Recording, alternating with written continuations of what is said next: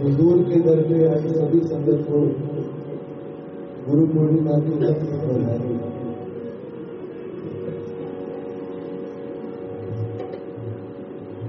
गुरु पूजा का दिन था। सरकार गोदड़ी वालों के दरबार मेला लगा हुआ था और लोग बड़े घाट बाट से आते जा रहे थे और गोदड़ी वाली सरकार के खास 11 सेवक और संत पेंदा सिंह जी भी सब वहां थे। पर जब सबने देखा कि दलीप सिंह जी वहां नहीं है, सबने पूछा सरकार क्यों दलीप सिंह जी नहीं आए? उनको आना चाहिए था, आज गुरु पूजा का दिन है। फिर अपने आप ही कहने लगे कि अपने सेवकों में मस्त हो गए होंगे। तो सरकार ने जवाब दिया, नहीं ऐसा नहीं है, किसी जरूरी काम में लगे हैं, वह जरूर आएंगे। इतने में सब क्या देखते हैं कि हुजूर पिताजी सादे कपड़ों में नंगे पांव भागते भागते आए और सरकार के चरणों में बड़े अदब से सजदा किया और एक छोटे से कागज में कुछ लिखा हुआ था वो सरकार के पलंग के नीचे रख दिया और देर से आने की माफी भी मांगी। फिर सरकार ने वह कागज को उठाया, बंद ही बंद पकड़ कर चूमा।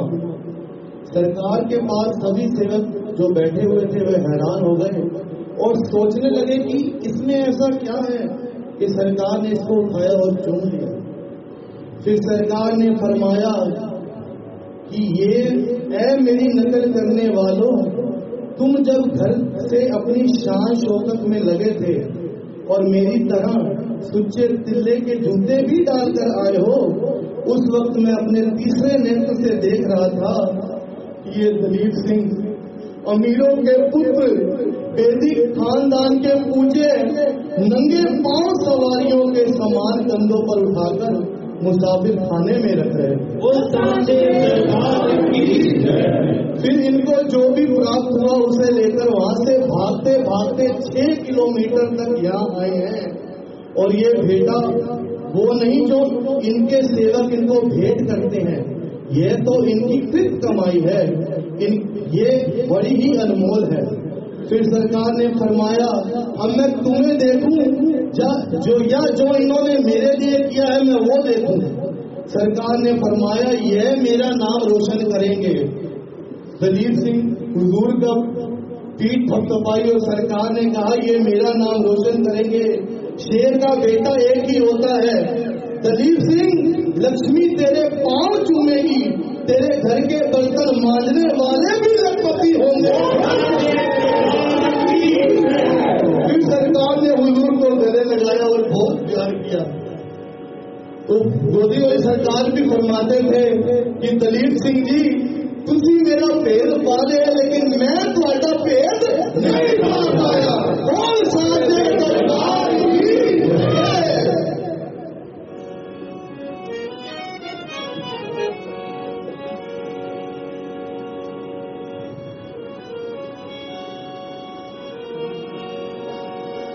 अमल तो सबको ये दर पे बुलाते ही नहीं है, पर जिसको बुलाते हैं खाली लौटाते नहीं है। जिसको बुलाते हैं और खाली लौटाते नहीं है। हकीकत से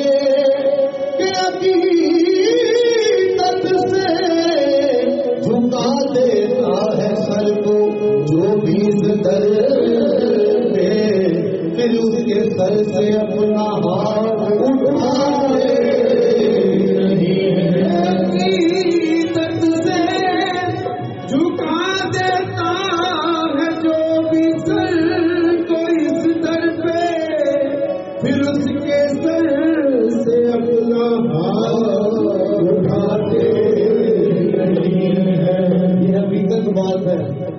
किस तरह लगाएंगे जो भी झाड़ू पोछा, दरे हुजूर पे रगड़ रगड़ के लगाएंगे जो भी झाड़ू पोछा, दरे हुजूर पे रगड़ रगड़ के लगाएंगे जो भी झाड़ू पोछा, हुजूर पे रगड़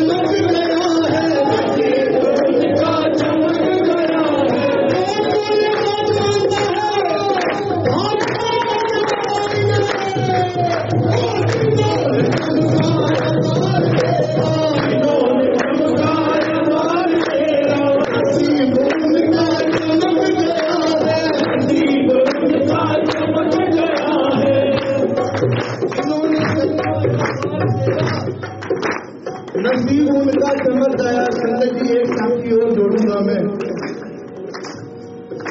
कि नीचो ऊंच करे मेरा गोविंद, काहू तो नाही डरे।